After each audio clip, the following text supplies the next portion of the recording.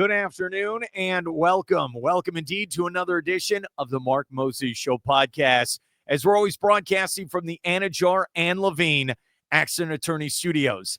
Take back control of your life. Call them today this holiday season. 1-800-747-FREE. That's 1-800-747-3733. It's Anidjar and Levine Accident Attorneys. Let's get this guy on who covers the NFL for multiple publications. The student of the game. That's what he likes calling himself. Kyle Nash. We got to talk some NFL. Kyle, how you doing today, buddy? Hey, honor, joy, and privilege. Happy holidays, anybody listening. And hey, for those who celebrate, happy Christmas Eve as we record this, right? Yeah, you're absolutely right. Let's start with the big news. It's a Christmas miracle. The Jacksonville Jaguars, something none of us saw back, I think, during training camp. They'd have double-digit wins, a chance at the 1 seed, clinch the playoff spot with the Colts losing last night. Let's start there.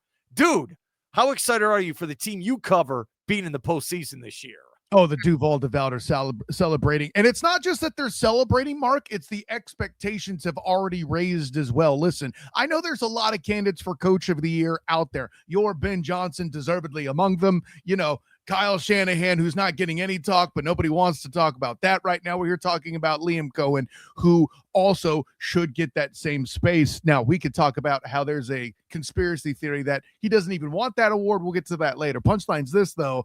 Talking about going from a 4-win team to now an 11-win team, that feels like they could likely go 13 wins with the coming weeks, with how the Colts have struggled and the Titans being the closeout week. This is a complete reversal of fortune. It's absolutely crazy what the Jags have accomplished this year. I saw a stat over the weekend, and I still don't know if it's true. It might be AI fake news. The Jaguars have won 6 in a row for the first time since 1999. That's right. Think about how much football has been played in that time.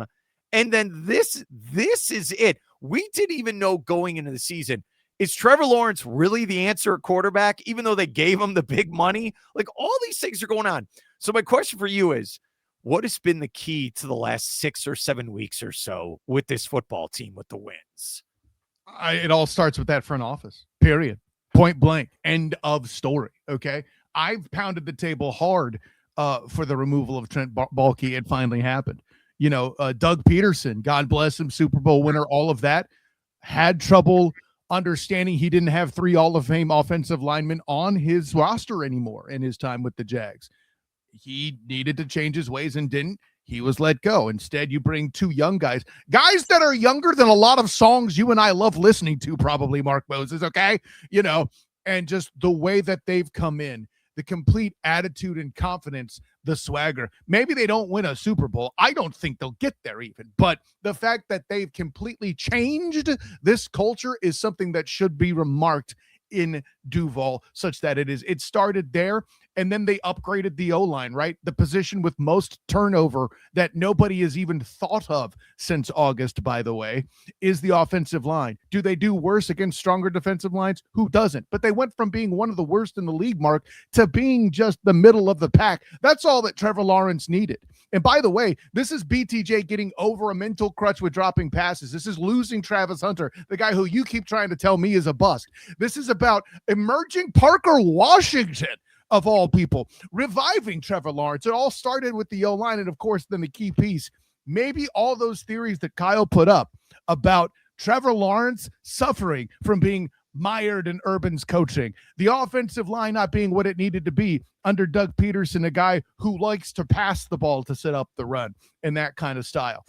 Well, that's not what you got here. Now you have a run-first guy in Liam Cohen and an offensive line that can protect, and even guys who are hurt in the offseason, and Cole Van Lannon stepping in and playing well at left tackle, while Walker Little, the replaced left tackle, comes in at guard when Patrick McCarry's hurt. It's all there. And by the way, this defense, pretty amazing turning the ball over too. I'm going to be honest with you. Back in August, we were in preseason football. I was on television. They asked me, one of these questions. Who's going to have a better year, the Jaguars or the Dolphins? And I said the Jaguars were going to have a better year. I thought it'd be one of those things. All right, maybe they can get to 9 wins, get that 7 seed, maybe get a wild card. Dude, I did not see this. No one saw this. And then is their last loss, so 6-game winning streak, wasn't that game against Houston where the backup beat them, right? So what's crazy with that game is the Jaguars got super hot and the Texans got super hot. That's what's so wild. All right, so you're in. All right, you're in the playoffs. You're right there as a 2 seed, maybe a 3 seed. Who knows what? Maybe the 1 seed. But with 2 games to go, the Texans right behind you. Is this thing still up for grabs with the AFC South then? And of course it is. And I'll tell you the funny thing about the Duval Dive and listen, the Duval divers that listen to the Duval Dive when I talk about their Jaguars, they're more about keeping Houston out of the division than they are trying to win the AFC. It's a beautiful thing to watch. I mean, it's not it's not Ohio State and Michigan, but it's one of those Southern football rivalries, man. And it's a thing to watch and enjoy. But to that extent that the Texans are still looming, absolutely. Lord knows they're still talking trash in all the social medias, which is entertaining in its own right. But yeah, that's still, there's still a legitimate threat. That defense is something special. CJ Stroud is starting to raise back to the mean, right? We talk about quarterbacks struggling, regressing. I think he's starting to raise back to the mean. I don't think he was bad as his initial slump pre-injury would have advertised. But yeah, I think a combination of those things keeps the Texans very dangerous. And that swag, similar to what the Jags have, that belief always makes a team with a good defense like that dangerous. All right, just want to clarify this for everyone watching and listening. So Jaguars have a 1-game lead, correct? Against Houston. All right, he's got to check it. I got to double check this as well. I feel good about it, but I always want to look because, I mean, to your point, Mark Moses, it does get complicated. Currently, they do have that 1-game lead that you're talking about, right? And then they split, even though Jacksonville should be up. They should have swept the Houston Texans. That was a crazy game weeks ago. So they're tied 1-1, 1-game lead. All right. So just want to clarify this. So who does Jacksonville have this weekend and then in the finale to end the season? Yeah, they're both divisional games, right? It's the Colts and the Texans. And in that particular instance, these, because they're division games along the short, that's what makes it so crucial, right? Because, right now the Jags are only 3-1 compared to the Texans, 4-1 in the division, right? So, and I forget that I think that they still have the Colts. I forget which team the Texans still have remaining, but the point is, it's very realistic for them to go 5-1 in the division, and the Jags have to win out to match that. If they don't, then the Texans have a shot at winning the division if they're tied record-wise. All right, so this was interesting. You're in. Look, this is such a wonky year. It's so crazy and exciting with all these new teams emerging. Just get in. They did that. That's a big accomplishment. It is. Yes. You're right. We're not done. Don't celebrate completely because you're right. You could have the scenario, hey, we could get the 1 seed or we could be the 2 seed, have to play opening weekend. Heck, we could be on the road. If we botch one of these games on the stretch, like you're saying, Houston might win. You might be on the road. Look, you might have a scenario. Maybe you're hosting Houston in round 1. Maybe that happens as well. Dude, this season, my analogy I made yesterday, I want your thoughts. This shows how old I am now. I'm an unk, as the kids on the street would say. Okay, so it reminds me when Michael Jordan retired to play baseball. So in 94, all these other teams are like, wait a minute, maybe we can win now. I say that because no Patrick Mahomes, no Chiefs in the postseason. They have dominated the NFL for almost a decade. They're not there. So now, like if you're Buffalo, hey, Josh Allen beats everyone, except he couldn't beat Mahomes. Now you have no excuse. So now it's like it should go through Josh Allen. Do you get that sense as well with the AFC and NFC where like, hey, any of us can go win the championship now?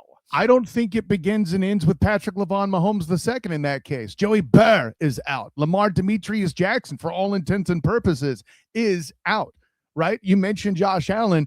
I'm going to say the only experienced quarterback, air quotes, with cred that's making the playoffs might be Aaron Rodgers, ? And I know Justin Herbert doesn't get his flowers. He should. He's an NFL MVP candidate, in my opinion. But I'm gonna do my movie voice. In a world where you win your division in the AFC South, you may still be stuck hosting Josh Allen. Like, it's crazy right now. You're absolutely right. The NFC then, it's Jalen Hurts who's the big, and I laugh because you got to give him his flowers. Look, the guy's been to 2 Super Bowls. He's won a lot of playoff games. The only thing with Philly is, so one year they go crazy. The next year they falter in the playoffs. They get knocked out the first round. Then they go deep. Then they falter. They're very just 50-50. You don't know what to get. But, dude, I can't stress this enough. I think there's a lot of teams, including Jacksonville, who are like, yeah, okay, we could do this. It's like there's this Disney movie aspect of this. I love what you said earlier. Liam Cohen doesn't want to win Coach of the Year. I get it. You don't want to win it as a rookie. You don't, because then there's maybe this stigma like, oh, okay, now I always got to be great. And it's not even that, Mark Moses. Let me be clear. Have you not heard how Liam Cohen is leaning into the disrespect card, right? Somebody asked him. Small town team. I know the story. And that's just where it begins and ends, man. This has been going for a couple of weeks. Granted, you don't hear about it because they're just a small market team, but like I think it was 2 weeks ago at a press conference. I think it was News 4 Jags Jamal St. Cyr that might have asked. I could be wrong. But anyway, something was asked about respect, and Cohen said, in short, respect's not coming. And this group is on board with that. You got Trayvon Walker violating FCC rules, talking about bleep everybody that wants to jump on the bandwagon. If you weren't with us before, apologizing to his mom and dad about his language while he says it. It's on and on. And I mentioned those examples, Mark Moses, so you know that this team has bought into all of it. Everybody is talking about the coach who has declared to Robert Saleh, keep your name out of his mouth, and Liam Cohen. You sound like you're doing like a Hulk Hogan WWE. Let me tell you, brother. It was. It feels like that was such a big win for Jacksonville. Yeah. A statement win that we're legit. And look, Denver, how many games did they win in a row? 10? Like they were a monster team with the 1 seed. Then you punched them in the mouth on their home field. But what's interesting is now people are going to watch Jacksonville. Now, you're not going to be like, I always joke about this. You want to be at 1 o'clock regionally. Don't talk about us. Don't pay attention. I don't want to be on Monday Night Football. Leave me alone. But that was such a big win. Again, now people are going to pay attention. Now you're in prime time. Now people want to see how good you are. Maybe. Yeah. I haven't seen the memo for the flex yet. So maybe they still have the disrespect card, Mark. Can they get the 1 seed in your eyes? I think it's less about the Jags at that point, and for me, it's more about the Patriots. And the fact that their schedule is absolute just dumpster water. It's the Jets and the Dolphins to finish. They're the issue, not the Jags. So you're going for the 2 seed. Yeah. That's where your heart's going for. That's what I say. I mean, at least, maybe it's against the 3rd string quarterback, but like the Broncos are at least playing in what is one of the more quirky divisional battles in Chiefs Broncos on Christmas that we don't talk a lot about. And I'm not dissing any of the AFC West when I say that too. Like, crazy things have happened. The Raiders have beaten Patrick Levine Mahomes II. It's quirky. So when I say that, it's less the case in the AFC South or AFC that 2 seed. That's what you just give me. Hey, and again, this is July, August. Hey, we're gonna gun for the 2 seed. Okay, all right, no problem. All right, no problem. All I'm saying is Denver's last 2 games is Patrick Levine Mahomes II and MVP candidate Justin Herbert. Let's go to Liam Cohen one more time from the standpoint of, at the time this story happened, I was like, yeah, that's kind of a story. So he was going to go back to Tampa to be the highest paid, pretty much, offensive coordinator in the NFL. And then Trent Baalke, who you said should have been fired, and then finally was fired. Remember, he interviewed Liam Cohen. Right. And then they fired Trent Baalke. He's at the facility, gets the call. Hey, how about you come back, be our coach? Sure. The Buccaneers, this sounds like some episode of 24 with Kiefer Sutherland. Like, where is this guy? Oh, yeah, he's back at Jacksonville. and now he's going to be the coach. Think about that. If he stays in Tampa, who knows what happens to this team right now? No idea. I will, and I'll say this. In order for Liam Cohen to have gotten into the building, allegedly, right, so says the speculation, the part that you're missing that truly makes this Game of Thrones is Balky interviews him, a guy who's been referred to off record by a lot of people as Littlefinger within that office, allegedly, but I digress. The whole piece where he gets involved, interviewing him, like you said, and then it's after Balky's departure that suspiciously Liam Cohen gets interested. What if they fired Balky on time? Your boy Ben Johnson might have gone down south instead of to Chicago. That's what it's all like you say, domino effects. Like this is so wild. And see, this is what's interesting. I feel like these two guys you're talking about, Liam Cohen, Ben Johnson, hell, I'll get Canales there in Charlotte as well with the Panthers. I think this is the mold. Every owner, every fan base is thinking the same thing. I want the next hot shot offensive coordinator, head coach, like Kyle Shanahan, Sean McVay, this mold, and I want them to help my quarterback succeed. That's what I want. So it's funny, I was talking Buccaneers yesterday, and you look at that situation, who, by the way, they've lost their last two offensive coordinators to become these guys. They're all thinking, everyone's thinking the same thing. Why don't I have that? Why don't I have the Matt LaFleur, Jordan Love? So that's why you look at the Giants and the Jets and all these different teams. I want this. I don't know if defensive coordinators are going to be hired as head coaches now. I think it's all about, I want the OC head coach to help my quarterback. Dude, what are your thoughts, Kyle? Yeah, there's sure not a lot of good press for him, too. And I know that Todd Bowles is getting a hard time. Everybody seems to forget how close he was getting the Jets to the playoffs with Ryan Fitzpatrick back then. Of course, granted, me even mentioning Fitzmagic proves how far ago that was. And then, Aaron Glenn is going to get saddled with this whole situation where he's got to stare down and do battle with Aaron Charles Rodgers in the offseason and the Jets. That's nobody was going to win that scenario, right? I'm with you that unless you're some sort of a veteran that's an air quotes defensive guy, and I was going to say John Harbaugh, but heck, he's special teams technically, so where you even put him? Unless you got a guy who's like a Tomlin type, who's like a sage that's already well established, that's defensive, I would say they're at a sharp disadvantage in the market right now. Absolutely. You look at Baltimore. Enough. Look, I'm sorry. You can't bring back Harbaugh. You have a small window for Lamar Jackson. You better make sure you put him in the best situation to win, right? And you better get him a better off. I'm sorry. You're not. It looks like right now, Baltimore, the window is closed, right? And if you go back to Tampa, right? Todd Bowles, so I looked at the stats, 34-31. He's 1-3 in the playoffs. They're going to the playoffs every year. But deep in your heart, do you think Tampa's going to make a run? No, I don't. Even if they make the playoffs, I don't see it. I don't. I'll say this in Tampa's case because, and I'm not here to say that he's ancient today, right? But, Baker Mayfield is getting a little older, right? Godwin and Evans are also, they're not old by any stretch, but they're starting to age. The question you have to ask yourself is it better to have continuity with Bowles for the end of their career, or do you have veteran guys like that taking a reboot and hoping they buy in? That's the question you ask. It has to be. I feel like here's my my prediction.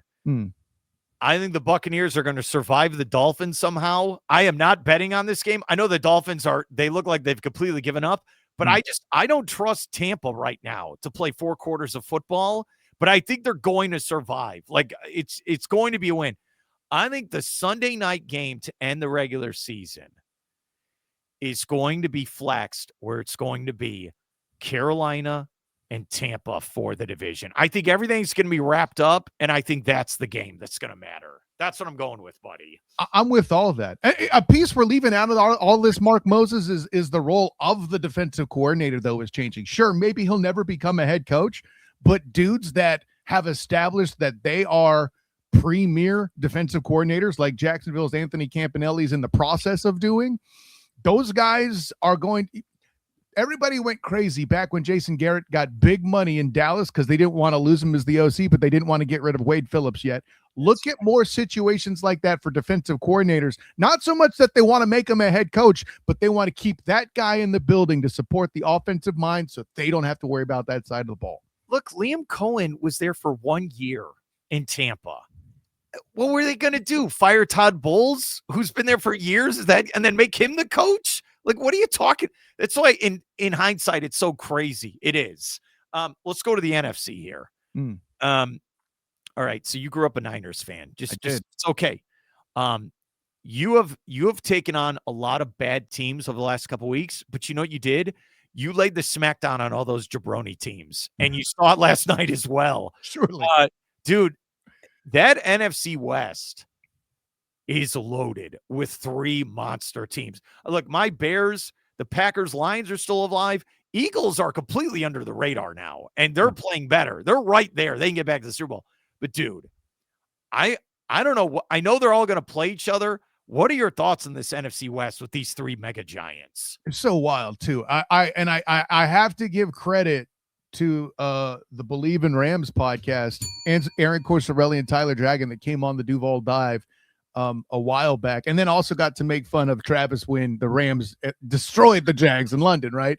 But in the offseason, I had asked them if they thought the NFC West was a 2-team race, and they cautioned me, do not make that mistake. Seattle's better than you think, and boy, howdy are they. That defense is special. Jackson Smith-Njigba is doing amazing things at receiver.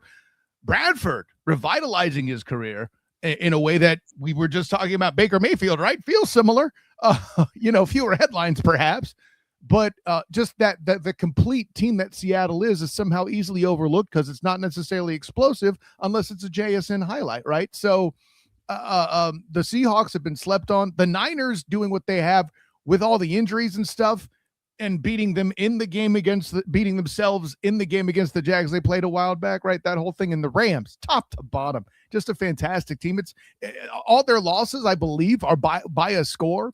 They're like 3 touchdowns away from being undefeated. It's crazy. And Puka Nacua, please stop going on these dumbass streamer thing to screw yourself up, okay? Besides that guy is a monster. Mm-hmm. I don't think he's putting up Randy Moss type numbers. Seattle could not stop him. The only way they won is because they got the ball last and hit a 2-point conversion. That's it. He was a monster. Think about it. Right now, first place has, make sure I get this right, 12 wins. And then second and third place each have 11 wins with 2 games to go. That is insane. That's big. I feel like right now, and we're going to learn a lot about the NFC in the next 2 weeks. 1 through 6, forget the NFC South. I don't believe in Tampa or Charlotte or whatever the hell they're called, Carolina. 1 through 6, even if the Packers show up where everyone is in a wheelchair by the postseason, they still scare the hell out of me. The Lions, they have no defense whatsoever, but that offense can still score on anyone. This, I've never, there are so many giant teams in the NFC. You were just talking. Do you think the Rams are the favorite, though, in the NFC? By the way, don't act like I didn't notice. You called the team at the bottom of the NFC out by saying that this is a giant conference. It's literally not, and that's the joke. But listen, Mark, I don't know how you don't pick the Rams. And listen, taking no credit from the Seahawks, I opened this part of the segment propping them. By the way, the one with the best conference record right now is the San Francisco 49ers. Oh my God. They could still win the division. It's insane. Anyways, no. So yeah, I de facto, because they're the most complete team, in my opinion, it's still the Rams. Old man Stafford trying to go out on a blaze of glory. I'm with all that. Now, granted, everything is dependent on his health, surely. We follow the magic. We know about things being dependent on health. But yeah, it's still the Rams for me, just because they're that complete. All right, let's end with this. My team finally slayed the dragon. Okay. I don't think you understand. So in the last 14 meetings in Chicago, Green Bay was 13-1. Okay, 13-1. The last time the Bears won a playoff game was the 10-11 season where they beat Seattle. I was still in my 20s when that happened. I am 43 now. It's been 15 years. Okay. They've not had we talk about Jacksonville, and we got to go over this stat then. My Bears, last time they had back-to-back winning seasons was 20 years ago. I'm trying to think Jacksonville. Last time you had two. Did the David Garrard, like Maurice Jones-Drew, was their back-to-back? Now he's got to look it up. I'm sorry. You're going full history on me, and I'm like, I wasn't ready for that, but it's hilarious. All right, so 3 years ago, Jacksonville, you beat the Chargers. You go to Arrowhead. You win the division, right? Mm-hmm. Before that, it's 2017. You get to the AFC title game in a game they should have beaten the Patriots. Then before that, I think it's like the David Garrard team. Like, that's what I'm saying. Some of these teams, it's like a full moon or, the Bigfoot sighting. You're constantly as a winner. All right, what do you got? So the last time the Jags had back-to-back double-digit wins was not David Garrard. It goes back to the foundation itself, Mark Brunell in 99. Wow. That's why the Jaguars are partying like it's 1999. They were a stolen playbook away from the Super Bowl against the Titans, allegedly, in that year. That is a wild stat. So when we got the onside kick, because, I'm part of the team, I just kind of felt like that sums up this whole NFL season. It's so wacky. I'm just like, what the hell? Let's go win this game. And and it's funny. I was at the game in Cincinnati when we gave up an onside kick, when Cincinnati scored twice and we still won that game. I think we're probably going to get killed at San Francisco like we did last year. Like, I have no expectations to win. All I can guarantee is a close game with that, Mark Moses. I know your fanhood prevents you from letting you get hurt like that. First of all, don't apologize for saying we like you're on the team. I mean, you're a member of the papacy based on where the Pope is from. So don't worry about apologizing for being on the team. I'll tell you this. If it's a close game, you're in trouble because all the juju mojo is on the Bears. Like, everything. And this is what's insane to me about your Bears, Mark, okay? We were told for weeks that the problem wasn't Ben Johnson. It was, blaze of glory, crazy, unpredictable, former Heisman Trophy winner quarterback. That's the issue, right? Caleb's the issue, right? Suddenly, now that he has synced with Coach Johnson, that wild, I can make things happen element in the right environment starting to render some dividends. People have laughed at me for saying this. I don't care. He has John Elway type juju to him late in the games where you saw it. So 3 minutes to go. I know you're pondering it. You shouldn't be laughed at for that at this point. I think more observation is necessary, but I think you're onto something. Like, there's a moment in games where it's like, all right, go do your thing. You start driving them like you can't tackle him, and he just starts making plays with his feet, and how could people be surprised by that though, Mark? Wasn't that the whole analysis of him? He lets it rip too much. He can't go under center, or he's never been under control. I found it, fools.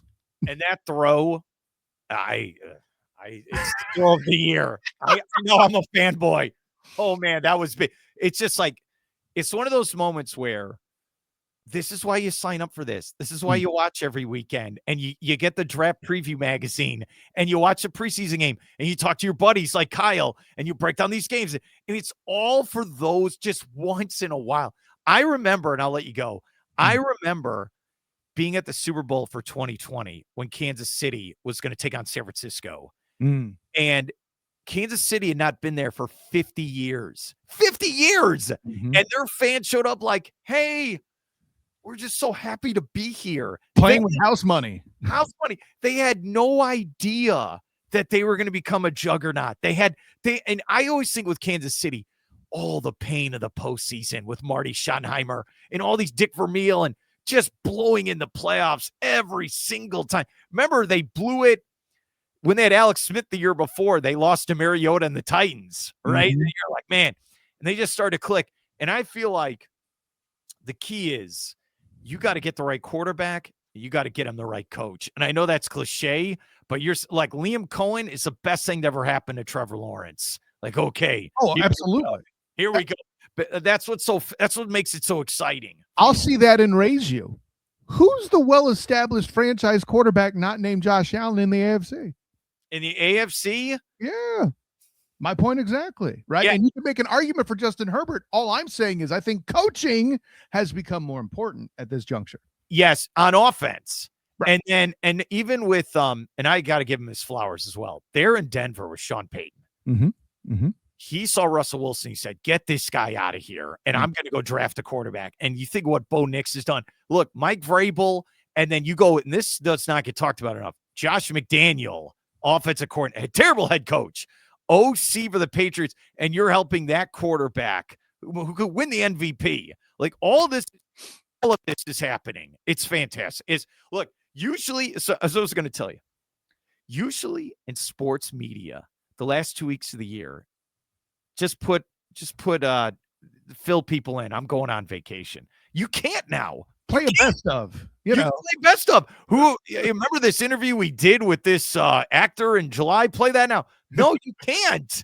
You can't. It's so because we had college football and we had NFL. It never stops. It doesn't. So I hope you have a great Christmas with your family. Am I going to see you at the Cheez-It Citrus Bowl on New Year's Eve? Are you going to this game, Texas and Michigan? I'm there and the Pop-Tarts Bowl. You know how I roll with these Orlando Bowls, bro. Man, I told you my sister went to Texas. Yes. Her undergrad. So she's like, oh, we're going. We're going. So she literally bought us tickets. I'm getting credentialed because I was like I got to get that Cheez-It box. It's very key. So she's not messing around. She's going. We're going. It's going to be fun. I know you're busy. Hey, have a great Christmas with your family, and I'll talk to you later. All right, bud? By the way, you mentioned that Cheez-It box. There's my Pop-Tarts box back there, too. I'll see you, buddy. Honor, joy, and privilege, Mark Moses. Great to see you. And until next time, bud, class dismissed.